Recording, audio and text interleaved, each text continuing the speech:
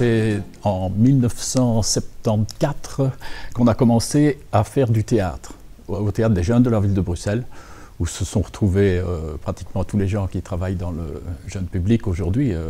Agnès Limbos, Jean de Bève, Didier Denec, Jean-Claude de Bemels, Charlotte Fallon, enfin tout le monde. Et puis, moi j'ai fait le théâtre de Galafroni, ça a évolué, et à un moment donné, avec Rose Ancé, qui travaillait aussi pour la casquette, on a décidé de faire notre univers, et donc une compagnie qui était plus proche de la poésie visuelle, quoi. Et j'aime bien cette appellation. Et donc on a créé le théâtre du Papyrus à ce moment-là, en 89.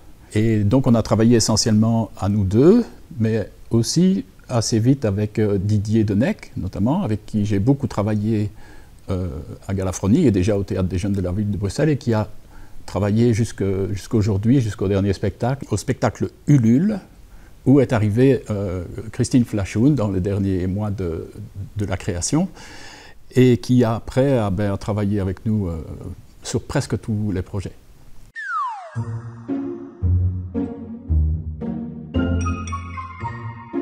Il y a des spectacles qu'on a créés au tout début de la compagnie, comme Souris Valentine, qui joue toujours aujourd'hui, qui a presque 1000 représentations, je pense. Des spectacles comme Ulule, évidemment, là on est en 1300 et des représentations. Miroir, aussi très très important. On a été les premiers spectacles pour enfants nominés au prix du meilleur spectacle étranger au Québec.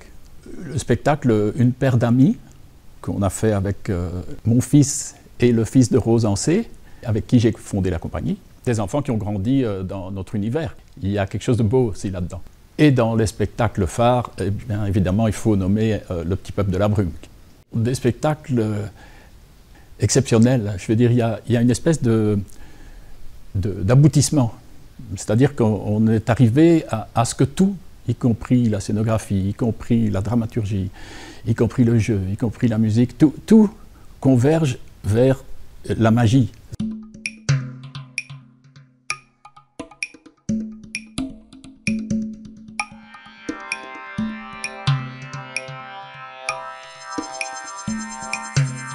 Quand on fait des créations, parfois ça dure assez longtemps aussi, et on est obligé on doit les répéter un peu là, puis un peu là, on doit à chaque fois monter, démonter. Et on a toujours voulu avoir un endroit où on pouvait se retrouver et être dans nos meubles. Ici, on est rue Creuse, dans un atelier qui fait plus ou moins 200 mètres carrés. On a une salle de répétition, un atelier et du stockage. Dans le petit garage, on peut rentrer les camionnettes parce qu'on a un grand volet. Avant, c'était un quai de déchargement ici. Ce qui est magnifique ici, c'est qu'il y a 4 mètres de haut, qui est très pratique pour notre type de travail. Ce qu'on aime beaucoup, c'est l'intimisme, en fait. C'est pour ça qu'il y a beaucoup de spectacles dans lesquels on fait rentrer les enfants dans le décor pour les faire venir à nous. C'est toujours des petites jauges, c'est jamais des grandes salles. C'est toujours chercher cette proximité, parce que c'est aussi dans cette atmosphère-là qu'on peut regarder une bougie qui brûle et qui raconte des histoires. Et je pense que les enfants sont très très sensibles à ça. Les objets sont quelque chose que les enfants appréhendent bien. Ils comprennent très vite que c'est un jeu. Et ils acceptent le jeu. Et une fois qu'on a accepté le jeu, on peut parler de tout, de la mort, de tout ce qu'on veut. Quand on dit la peur de la solitude, par exemple, c'est vrai pour un enfant, parce que maman n'est pas là pour me chercher à l'école, je sais pas, par exemple. Mais on n'est pas obligé de raconter ça en racontant une histoire réelle.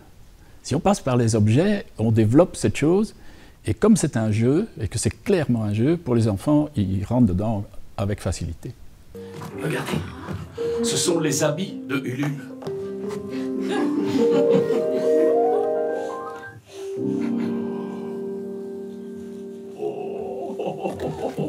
Il y a beaucoup d'invités aujourd'hui. C'était un jour d'hiver. Tu es sur mes pieds, hein? Ben oui, c'est froid, hein? Tu veux aller sur mes genoux? Oh ben, il veut aller sur mes genoux. Bon, il peut aller sur mes genoux, hein, s'il veut, hein? Hey, hiver! Chaque fois qu'Ulule, c'est moi, montait pour se coucher, il entendait l'araignée rouspéter. Oui, moi j'ai toujours fait du théâtre pour enfants. Ça ne veut pas dire que c'est que pour les enfants, mais j'aime vraiment ça.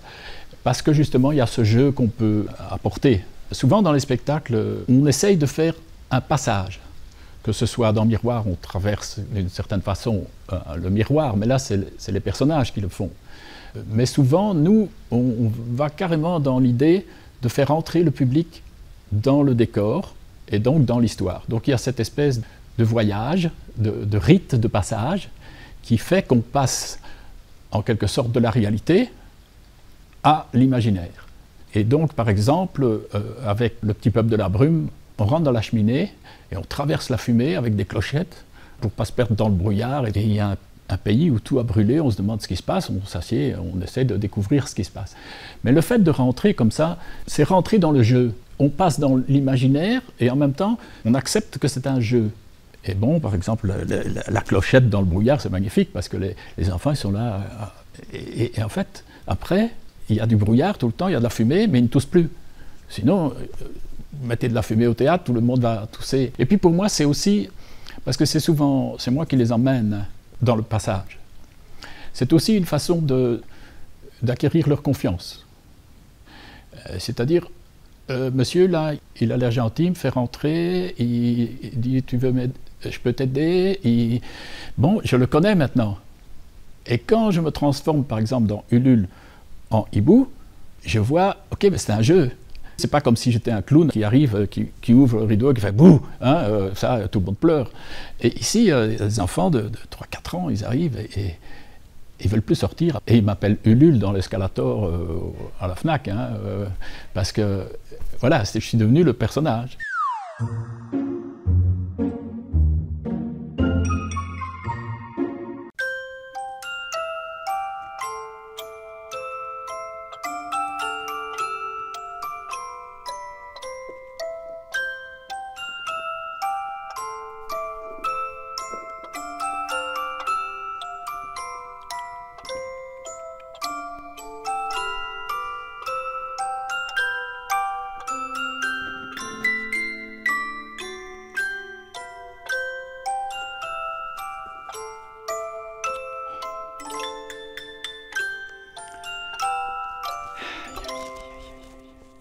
Oui, avec la bougie, comme ça, on est vraiment dans le jeu avec l'objet. Et toute la force de l'objet, puisqu'il est vivant. Il y a le feu, il s'allume, il s'éteint, il peut se fâcher, il peut... Oui, c'est typiquement un jeu d'objet, ça. Et ça, c'est très, très gai.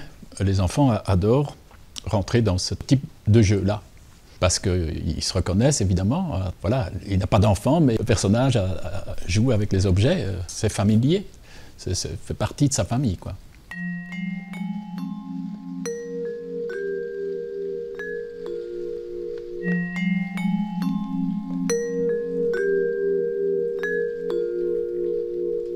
Ce personnage, Bozo, est dans le spectacle Haïku. Dans un très vieux château, plein de toiles d'araignée, vit un petit homme, tout habillé de bleu. Il s'appelle Bozo. Bonjour Bozo. On parlait justement de toi.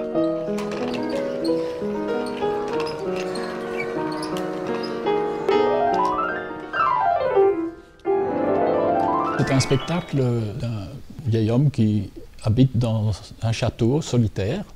Et c'est à travers les objets qu'il parle, qu'il communique, qu'il raconte son histoire. Ce sont comme toutes des petites images, des poèmes visuels qui sont chaque fois le reflet de son imaginaire. Notamment, on voit des pas dans le sable, mais on ne voit pas la marionnette. Chaque fois, on essaye de rendre visible ce qui est invisible. La magie, c'est continuer à raconter sans parole, en fait. Et donc, ça se passe sous nos yeux, et puis c'est autre chose. On dit oui, on voit, c'est le manipulateur qui joue, mais en fait, ah non, j'ai vu la marionnette le fait tout seul. C'est tout le temps cette magie-là qui fait qu'on est emporté dans l'univers, en fait. On a beaucoup travaillé à partir de livres pour enfants, dont on a fait des adaptations. Je pense évidemment à Ulule, Une paire d'amis, du même auteur, Arnold Lobel, et puis aussi Le moulin à paroles de Nicolas Bianco-Levin.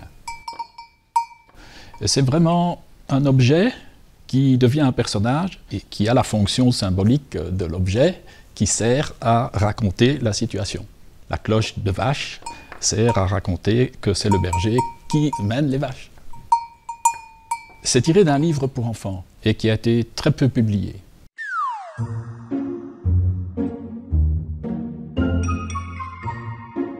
Ce qui est intéressant aussi dans notre travail, c'est la source d'inspiration.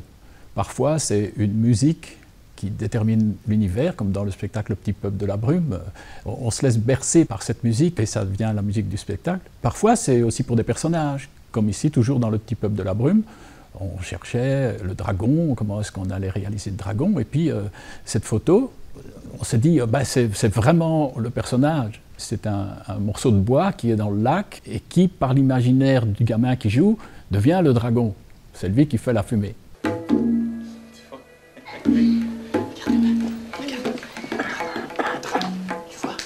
N'approche pas si près. C'est un dragon. Pas si près, je te dis. C'est un dragon. Justement, reviens maintenant. Allez, reviens. C'est la première ébauche du personnage parce qu'après on le retrouve dans l'eau, on a dû inventer des systèmes et tout pour qu'il vive dans l'eau. Et c'est de nouveau juste une marionnette à gaine en réalité. Et c'est très simple mais c'est très vivant, surtout qu'il crache de la fumée et il bouge dans l'eau, on se demande pourquoi il ne sort pas, parce qu'il n'ose pas. Et donc les enfants pensent qu'ils ont vu un vrai dragon en fait. Pourtant c'est une branche, hein, c'est un morceau de bois. Les dragons existent, hein, j'en ai vu. Les sources d'inspiration dans notre travail, c'est parfois juste une image qui a l'air de contenir tout ce qu'on veut. Par exemple, le tableau de Chagall pour miroir, qui s'appelle Miroir d'ailleurs. On voit un miroir, une chandelle devant et une petite fille toute petite dans le coin. On voulait faire un spectacle avec des marionnettes et avec un miroir. Il était là et ça a guidé notre travail tout le temps. On s'est dit, la petite marionnette, et pourquoi elle est comme ça dans un coin, et qu'est-ce qu'elle attend, qu'est-ce qu'elle pense, pourquoi elle est comme ça. Et ça a vraiment fait surgir tout le processus de travail. Et l'univers est imprégné de ce tableau. Ici, on est vraiment dans l'objet transformé, mais l'objet garde sa fonction. Par exemple, ici, le cheval de Don Quichotte, dans « Mais je suis un ours », il part en voyage. Il part avec son sac et donc en cours de route, il s'arrête pour manger, alors il ouvre son sac. Enfin, le cheval est toujours là, hein. D'ailleurs il prend à manger, mais le cheval en veut aussi, alors il donne à son cheval. Et puis l'objet bascule comme on veut de l'objet à son personnage. Mais il garde toujours sa fonction. C'est de cet agencement que naît la poésie de l'objet.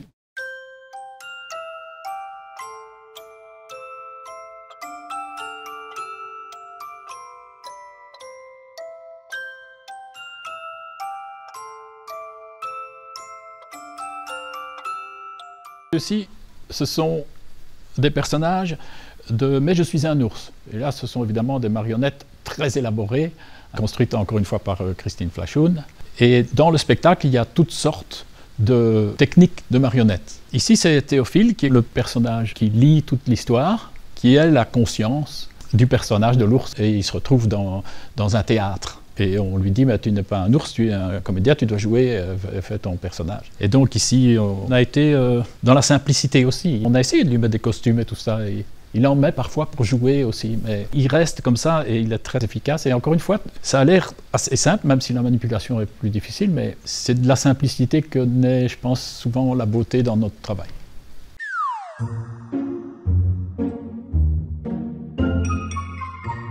Alors cette marionnette-ci, ça, c'est vraiment une de celles que je préfère et qui est la plus représentative de Papyrus, je trouve. Pour la petite histoire, c'est la marionnette de Miroir. Un soir, je demande à Rose, est-ce que tu peux faire une marionnette pour demain, pour essayer quelque chose, pour qu'on puisse voir un peu. Elle dit d'accord, et elle a fait cette marionnette-ci, Anna. Et donc, elle a pris sa place, on n'a pas pu s'en séparer. Elle est toute simple. Christine Flachoun a fait une marionnette plus élaborée, ça ne marchait pas. Celle-ci, c'est une bête, une bête marionnette à gaine qui peut donner toute la sensibilité qu'on aime bien. Et dans le spectacle, puisqu'elle rencontre son reflet, Donc il y a 2 marionnettes, mais en réalité, il y en a une quinzaine, parce qu'elle rentre, elle sort, elle marche sur le plancher, elle va jouer du piano sur le plancher, on la prend même dans la main. Et donc, pendant tout le spectacle, le père a des grosses mains comme ça, et à un moment donné, simplement, il enlève le gant, et ça permet de prendre la marionnette directement dans la main. Et ce qui fait qu'il la ramasse sur le plancher, et je devrais mettre l'autre main pour que l'image fonctionne. Et donc, à ce moment-là, eh bien, puisqu'on la ramasse, c'est comme si elle vivait par elle-même. Et du coup, ça donne une force et une magie et une poésie, finalement, qui est incroyable. Et comme elle est tellement douce, enfin, je veux dire, ça donne une vie et une magie, en fait, qu'on aime bien au Théâtre du Papyrus.